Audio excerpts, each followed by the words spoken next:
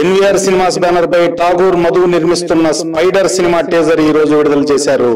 ముందుగా అనుకున్న ప్రకారం నిన్ననే ఈ సినిమా టీజర్ ను విడుదల చేయాల్సి ఉంది. కానీ దర్శక దిగ్గజం దాసరి నారాయణరావు గారి హఠాన్ మరణం వల్ల నిన్న విడుదల చేయలేకపోయారు.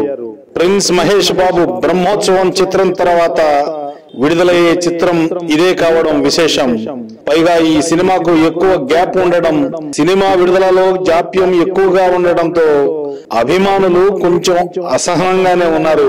వీటన్నింటి మధ్య స్పైడర్ టీజర్ విడుదలైంది. ఎలా ఉందో ఒకసారి చూద్దాం. మురుగదాస్ సినిమా ఎలా ఉంటుందో అందరికీ తెలుసు. ఏదో కొత్తదనంతో నిండి ఉంటుందని తెలుసు. 1 నిమిషం 14 సెకండ్ల టీజర్ ను చూస్తుంటేనే సినిమాపై భారీ అంచనాలు ఏర్పడడం ఖాయంలా కనిపిస్తోంది.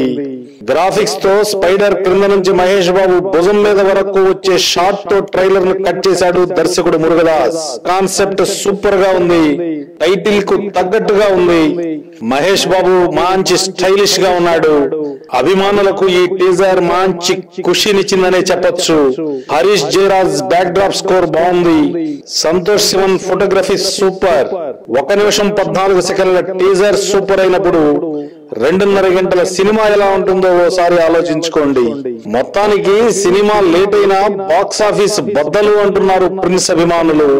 చూద్దాం, దసరా వరకు ఆగితే అది తెలుస్తోంది.